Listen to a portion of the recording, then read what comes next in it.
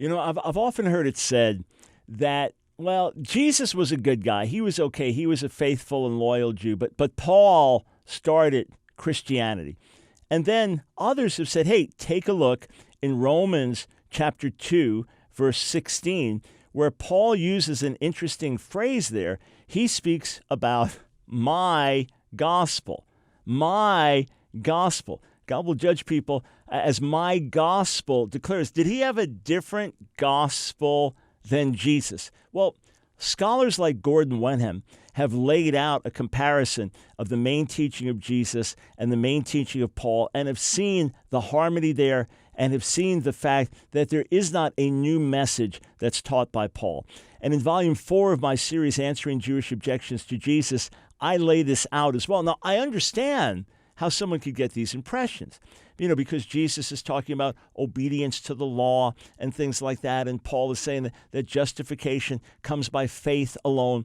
But if you look at everything Jesus taught, for example, the parable of the Pharisee and the tax collector, the one that goes home justified is not the religious leader who said, look at me, look at how I live, look at how I keep all the commandments, but rather the tax collector who beat his breast, wouldn't even look up to God and said, God, have mercy on me, a sinner.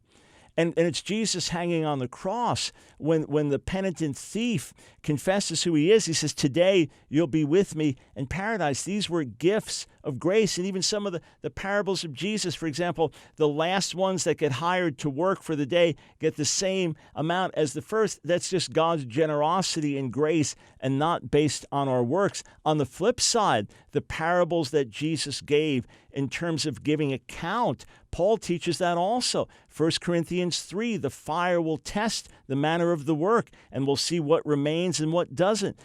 He tells us in Romans 14 that all of us must give account one day before the judgment seat.